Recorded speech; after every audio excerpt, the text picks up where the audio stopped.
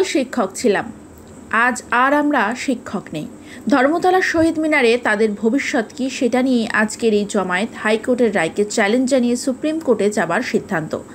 আজকে তারা এখানে এসেছেন কারণ তাদের চাকরি হারিয়েছে। তারা একসঙ্গে বসে ভবিষ্যৎ ঠিক করবে এবং সুপ্রিম কোর্টে গেলে অনেক অর্থের প্রয়োজন। সেই কারণে তারা সবাই মিলে ঠিক করবে কে কিভাবে সাহায্য করবে। প্রত্যেকটা জেলার শিক্ষক এখানে এসেছে সুপ্রিম কোর্টে যাওয়ার জন্য। কে কিভাবে দায়িত্ব নেবে প্রত্যেকটা বিষয়ে পুঙ্খানুপুঙ্খভাবে তারা আজকের এই জমায়েতের মাধ্যমে তাদের ভবিষ্যৎ নির্ভর করছে। 2019 সালে 26শে ফেব্রুয়ারি তারা শিক্ষকতায় যোগদান করেন। তারাই প্রথম যোগ্য প্রমাণ করে তাদের চাকরিটা দেওয়া হয়েছে এবং প্রথম প্যানেলে তাদের নাম উঠেছে এমনটা নয়। তারা দুর্নীতির সঙ্গে যুক্ত, তাদের যোগ্যতার মাপকাঠিতেই তারা চাকরি পেয়েছে। এই সংখ্যাটা প্রায় 19,000-এর বেশি। সেই কারণে তারা আজকে দিশাহারা হয়ে জমায়েত হয়েছে। চাকরিটা কোনো মতেই হারাতে রাজি নয় তারা। ধর্মতলায় শহীদ মিনারে একত্রিত হয়ে সুপ্রিম কোর্টে যাওয়ার সিদ্ধান্ত নিয়েছে তারা। আর কি বলেছেন শোনাবো আপনাদের। ওএমআরও পাবলিশ হয়ে গেছে, সবকিছু পাবলিশ হয়ে গেছে, তাও আমরা কেন এটা হবো বলুন?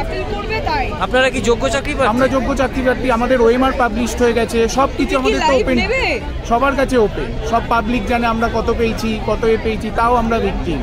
আমরা কালকে শিক্ষক ছিলাম, আজকে শিক্ষক নয়। পরবর্তী পদক্ষেপ কি হবে? পরবর্তী পদক্ষেপ আমরা সবাই মিলে যেটা ডিসাইড, এটা তো আমার একার ব্যাপার নয়, 19,000 ক্যান্ডিডেটের ব্যাপার। সবাই মিলে যেটা ডিসাইড হবে সেটাই আমাদের পরবর্তী। আমরা আশা করব সুপ্রিম কোর্টে আমরা এই রায়টাকে চ্যালেঞ্জ করতে পারি। পদক্ষেপ আজকে শহীদ মিনারে আপনারা কেন জমায়েত হয়েছে? আমরা ওটাই কি আমাদের ভবিষ্যৎ কর্মসূচি কি হবে তার জন্যই আমরা শহীদ মিনারে জড়ো হয়েছি। আজকে কি পদক্ষেপ নেওয়ার জন্য? পদক্ষেপ কি নেবো সেই জন্য তো সেই আলোচনা, ডিস্ট্রিক্ট ওয়াইজ ভাগ হয়ে আমরা কি পদক্ষেপ নেবো ক্যান্ডিডেটের থেকে। এখানে একটা ফাইন্যান্সিয়াল ব্যাপার আছে, সুপ্রিম কোর্টে কেস করতে গেলে ফাইন্যান্সিয়াল কে কিরম টাকা দেবে এইসব সব কিছু নিয়েই আমাদের নেক্সট পদক্ষেপ। আমরা পেয়েছিলাম 2019।